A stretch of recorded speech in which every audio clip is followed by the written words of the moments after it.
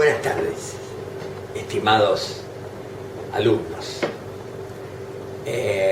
Como consecuencia de la clase anterior, me gustaría establecer algunos criterios y comentar algunas de los ensayos que se han hecho de utilizar la psicología genética en el mundo educativo. Básicamente, querría señalar que durante décadas, hasta tiempos recientes, el modo de utilizar esta teoría que hemos descrito antes para pensar los problemas del mundo educativo ha tenido una caracterización que vamos a llamarle aplicacionismo, en términos de que esa teoría fue pensada para la educación en los mismos términos en que fue formulada originariamente. Dicho de otra manera, en vez de utilizar la teoría psicogenética intentando modificarla o adecuarla a las peculiaridades de las situaciones didácticas que se formulaban en sala de clase, lo que se hizo fue lisa y llanamente pensar las situaciones de sala de clase como ensayos de utilización o aplicación de la teoría. Por ejemplo, se intentó, que digamos de una manera un poco caricatural lo digo, pero se hicieron diagnósticos que se llamó de aprestamiento, o sea que los chicos antes de iniciar un curso de escuela primaria eran indagados respecto de su conocimiento de las nociones de conservación que ustedes han visto en las clases anteriores.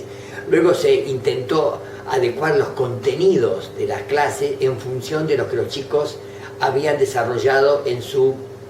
adquisición natural, digamos. Es decir, que se enseñaban determinados contenidos de física o de ciencias sociales y sobre todo de matemática y lógica a partir de lo que los chicos habían desarrollado naturalmente. Y si esas nociones previas de los chicos no fueran desarrolladas suficientemente, entonces se esperaba para introducir los contenidos correspondientes de la currícula. Dicho de esta forma, hay otras maneras, pero esta manera más clásica, digamos, es una manera aplicacionista y muy discutida y por supuesto rechazada por la producción de materiales y de prácticas y de situaciones didácticas, porque el efecto principal es que la vida educativa queda subordinada a los conocimientos disponibles acerca del desarrollo de los chicos. Y no al revés,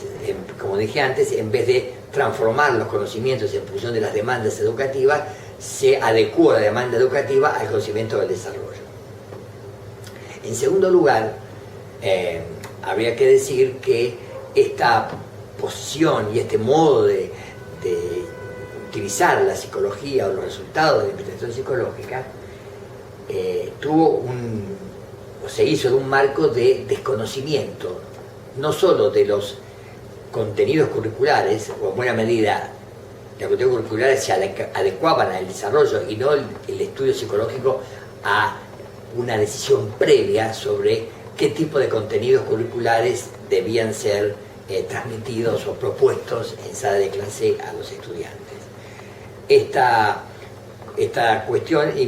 involucraba dos aspectos. Uno, que la psicología pasaba a tener un lugar hegemónico o dominante en relación al campo educativo. El campo educativo se subordinaba al conocimiento psicológico. Y en segundo lugar, ese conocimiento psicológico era planteado de una manera tal que los aspectos que tenían que ver con las decisiones políticas referidas a la naturaleza de los contenidos escolares estaba completamente trastornada. Es decir, que no es que había contenidos curriculares históricamente determinados, políticamente decididos por la comunidad encargada de hacerlo, y luego, en función de eso, el tomar en cuenta los conocimientos sobre los chicos, los conocimientos psicológicos, sino que al revés, los contenidos curriculares estaban subordinados a los conocimientos del desarrollo. Bueno, visto de esta manera, entonces, el aplicacionismo es una manera de transferir a la sala de clase el conocimiento psicológico, o basar la enseñanza en los conocimientos psicológicos, y donde la disciplina psicológica pasó a ser durante décadas una especie de lo que se llama hoy conocimiento de referencia para la práctica educativa. Por el contrario, la perspectiva contemporánea es que la investigación psicológica, que es válida para ayudar a los docentes a formular problemas a los estudiantes y a organizar las secuencias didácticas, ese conocimiento psicológico está enmarcado a partir de problemas que no plantean los propios psicólogos, sino que plantean los propios docentes, que generan las situaciones didácticas, que generan los problemas y las maneras en que los saberes a aprender son propuestos a los estudiantes. Es decir, la tarea del psicólogo y como investigador del desarrollo cognitivo es hoy una tarea de cooperación con los docentes y los didactas, no ya la psicología como disciplina de referencia.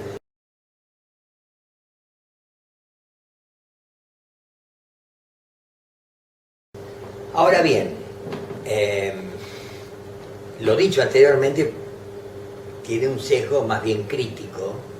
respecto a determinado modo de utilizar la teoría, pero sin embargo, lo que se ha visto en la clase anterior respecto de los procesos de desarrollo y los mecanismos explicativos de ese proceso de desarrollo, nos dan a entender, me parece con claridad, de que, sin embargo, el legado de la teoría piagetiana para la educación es significativo. Con modificaciones que voy a aclarar después, es significativo. En primer lugar, porque pone de relieve la importancia del enfoque epistemológico acerca de la producción de conocimientos. Dicho de otra manera, si nosotros hemos visto cómo hay una toma de posición epistemológica constructivista respecto de cómo se establece el vínculo interactivo entre sujeto y objeto en la elaboración de los conocimientos de los niños, esa postura epistemológica desplegada, digamos, ampliada, si se quiere, vale para cualquier situación en donde se produzca conocimiento. Dicho de otra manera, si uno investiga lo que llamamos sujeto, objeto, interacción, construcción, equilibración, conflicto, toda la diversidad de aspectos del proceso de construcción, que lo hemos puesto a relieve a propósito del desarrollo de nociones espontáneas de los chicos, nociones sobre todo lógico-matemáticas. Sin embargo, lo que se establece o se ha identificado como el mecanismo constructivo de los saberes, aunque haya sido montado a propósito del desarrollo de nociones espontáneas, vale para cualquier situación en donde se produzca conocimiento. Y en realidad el acto educativo, el proceso de reorganización de los saberes previos de los estudiantes en la sala de clase, el intento de resolver problemas que los maestros proponen, la puesta en acto de procesos de abstracción, el enfrentamiento por parte de los chicos de situaciones conflictivas, etc., está planteado de tal manera, digamos, que el mecanismo, la teoría explicativa que funciona para el desarrollo espontáneo también vale para la adquisición de procesos educativos. Dicho de otra manera, que lo que llamamos nosotros la génesis artificial, la situación donde los alumnos adquieren conocimiento, pero un conocimiento que les es propuesto explícitamente desde el sistema educativo, con una intencionalidad que es generar en los alumnos una reorganización de sus ideas en dirección al saber enseñar. Esta génesis artificial, si bien tiene notas claramente distintivas de la génesis natural o espontánea, y por eso es que el aplicacionismo desconoció esa diferencia que hoy nos es evidente a nosotros, porque el saber que se adquiere en contextos artificiales es un saber que se adquiere en un contexto propiamente didáctico, en un contexto donde hay alguien que intencionalmente quiere que el alumno aprenda y entonces hace un recorte de un plan de estudio, de un currículo y lo formula de una manera tal que el alumno, si está formulado de cierta manera, en una cierta secuencia, pone en crisis el alumno sus propias ideas anteriores y apunta tarde o temprano a reorganizarlas. Esta situación específica, digamos, epistemológicamente hablando, es también un proceso de adquisición de conocimiento, como la que vimos en las clases sobre Piaget. Es también una situación donde hay un sujeto que enfrenta a un objeto que ahora ya no es un objeto de la vida cotidiana, sino que es un objeto explícitamente e intencionalmente ofrecido y que es parte de un saber preexistente socialmente. Es un tipo de adquisición cognoscitiva, en tanto los alumnos deben resolver problemas, en donde esos problemas dan lugar a situaciones de desequilibrio cognoscitivo, donde esos desequilibrios desembocan muchas veces en conflictos y contradicciones, y luego la puesta en acto de procesos de abstracción y de reformulación de los saberes anteriores. Esta idea de que se puede dar un proceso de reorganización en la práctica educativa, digamos, se continúa o es una manera análoga a como hemos hablado de reorganización nosotros en el contexto del desarrollo espontáneo. Por supuesto que esto es para los investigadores, para los psicólogos, digamos, que se ocupan del desarrollo, una verdadera situación desafiante, porque los conocimientos que se despliegan en sala de clase no son exactamente de la misma índole que aquellos que hemos estudiado nosotros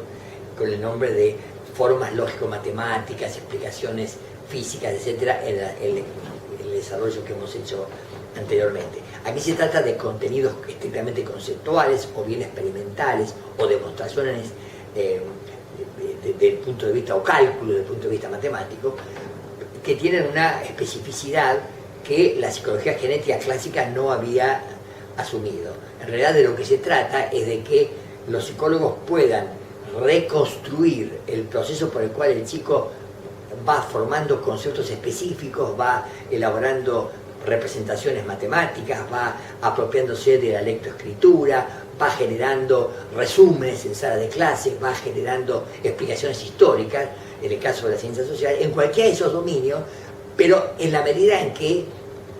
tiene que enfrentar situaciones que el docente plantea a partir de la currícula. Entonces, el aspecto constructivo no se refiere solamente ahora a los grandes modos o formatos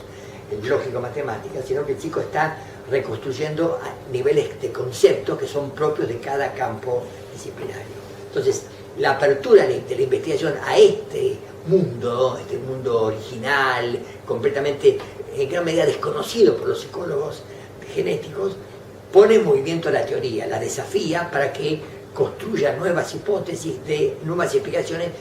de cómo se puede, hasta cierto punto, precisar mejor el modo de producción de las ideas de los chicos, en tanto esas ideas están pegadas, están fuertemente asociadas a las demandas y exigencias del contexto directo, del contexto didáctico, digamos, en la que se produce el conocimiento, al cual se aspira que se produzca el conocimiento.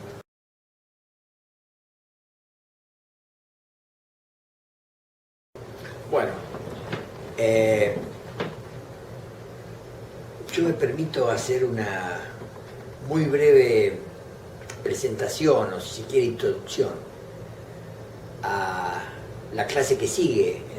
en este programa, que es la clase que va a dar Ricardo Vaquero sobre el pensamiento de Vygotsky. Lo voy a hacer estableciendo alguna relación con la teoría de Piaget que acabamos de describir o exponer, digamos, en sus líneas generales. En primer lugar, la importancia de la clase de Ricardo Vaquero, además del carácter intrínseco de las ideas vygotsianas que él va a transmitir, es, a nuestro entender, que permite hasta cierto punto evaluar a estas dos maneras, a estas dos corrientes de pensamiento como dos maneras diferentes, aunque no antinómicas, de plantear los problemas del desarrollo y particularmente sus consecuencias para pensar los problemas educativos. Básicamente, desde nuestra explicación o descaracterización de la obra piagetiana, nosotros hemos visto del principio que Piaget era un psicólogo, pero su programa de base, su inquietud fundamental, su problemática, digamos, era no psicológica, sino principalmente epistemológica. Y que en realidad todos los problemas de investigación que hemos descrito nosotros, todos los mecanismos cognitivos que hemos descrito, los procesos de desarrollo, digamos, las vicisitudes de las adquisiciones cognitivas de los chicos, estaban al servicio de un problema central que el investigador se había propuesto como núcleo de toda su obra, que era establecer cómo los conocimientos se transformaban o de qué manera intervenían el sujeto y el objeto en la producción de los saberes. Toda la investigación psicológica en el fondo apuntaba a caracterizar los mecanismos finos que permitían conectar constructivamente, dando lugar a nuevas formas de conocimiento, a esa relación básica sujeto-objeto. Bueno, en la clase que ustedes van a tener ahora se va a ver un enfoque que es diferente. Pero es diferente básicamente porque la problemática de fondo va a ser distinta. La problemática de Vygotsky no va a ser cómo el sujeto, niño o alumno, construye sus propias ideas para aproximarse a un objeto, sea objeto natural u objeto propuesto por el sistema educativo, el llamado saber enseñar, sino que está visto de otro lado. Está visto, el problema psicológico es ahora cómo los alumnos se apropian de los instrumentos culturales. La cuestión no está remitida a la relación sujeto-objeto, sino a cómo una serie de instrumentos culturales, llámense lenguaje, representaciones, pinturas, gráficos, computación, etcétera, funcionan como instrumentos cuya apropiación da lugar a la constitución de la subjetividad. En todo caso, da lugar a la constitución del niño como sujeto o productor, resolutor, cada vez más autónomo de problemas. Pero el núcleo de la problemática que ustedes van a visualizar ahora no tiene que ver con un problema epistemológico de cómo es posible que el conocimiento se produzca, sino que tiene que ver con una tesis psicológica de fondo, que es que la vida del aprendizaje, de la enseñanza en el aula, digamos, transita básicamente por un camino de apropiación progresiva por parte de los chicos del conocimiento que estableció socialmente en forma de instrumento cultural y que un tercero, un adulto, uno que sabe más, particularmente el docente, va a ser, como van a ver ustedes después, el que va a permitir que esos mediadores se vayan progresivamente apropiando por parte de los alumnos. Quiero decir es que estamos frente a dos de las grandes teorías psicológicas del siglo XX y dos teorías que han orientado o han sesgado fuertemente, digamos, los ensayos de formulación de situaciones didáctico-pedagógicas. De alguna manera, estas corrientes, estas dos grandes autores han dado lugar a corrientes que han tenido y que tienen todavía una vigencia, digamos, significativa en el campo educativo. Pero lo que vale la pena poner de relieve es que se trata de dos corrientes montadas sobre problemáticas diferentes y cuyos desarrollos, con grandes diferencias que no viene al caso ahora poner de relieve, sus muy grandes diferencias, no ocultan que estas dos corrientes comparten algunos puntos de vista comunes que van a permitir luego pensar en una articulación en una posible actividad de complementación conceptual en la investigación psicológica y en particular la investigación psicológica en el mundo educativo. Lo que quiero decir es que tanto Piaget como Vygotsky tuvieron, al formular sus problemas tan diferentes como yo los acabo de mostrar, sin embargo una perspectiva metodológica, en un sentido amplio del término, un enfoque de los problemas, digamos, que supone un análisis de cada situación problemática, de cada problema de investigación, desde una perspectiva que nosotros hemos llamado en su momento una perspectiva dialéctica. Lo que los une a Piaget y a Vygotsky es que ambos pensaron fuertemente, estaban muy convencidos y lo pusieron en acto en el desarrollo de sus investigaciones, que el sujeto y el objeto, lo que hemos visto como acomodación y asimilación en el caso de Piaget, o digamos las situaciones en donde se producían conflictos cognitivos, la relación esquema observable, como hemos visto, son todas relaciones en el sentido estricto del término, o sea que son términos opuestos, asimilación, acomodación, sujeto, objeto, esquema observable,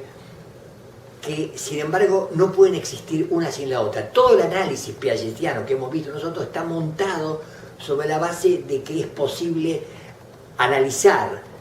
las relaciones de oposición y de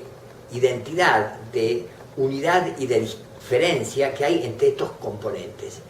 Van a ver ustedes luego en la clase de Vaquero cómo lo interno y lo externo, de qué manera la cultura y el individuo, en el caso de Vygotsky, se articulan también en una relación de oposición y de unidad de esa oposición, como los términos distintos pero relacionados constitutivamente son el corazón de la investigación psicológica. Los términos son quizá diferentes, de eso no hay duda. La relación cultura-conocimiento tiene un peso mucho mayor en la obra de Vygotsky que en la obra de Piaget, pero en Piaget tiene mucho más peso el proceso propiamente constructivo de los individuos en la adquisición cognitiva. Esto va a dar lugar a que ustedes vean como resultado de luego comparar las dos clases que han tenido, cómo los autores, bajo este marco dialéctico general, han subrayado aspectos que el otro no ha subrayado, y que entonces, hasta cierto punto,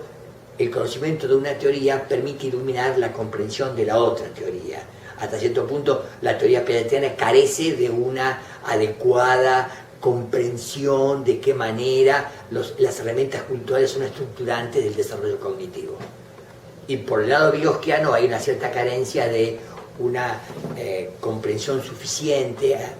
de cómo cada individuo, bajo qué proceso cada individuo se apropia significativamente de los instrumentos culturales. Es como que lo que cada teoría suministra como resultado de esta metodología general puede ayudar a interpretar lo que falta a la otra y puede ayudar a generar una actividad conjunta. Esto es lo que finalmente creo que va a salir como consecuencia de las dos clases.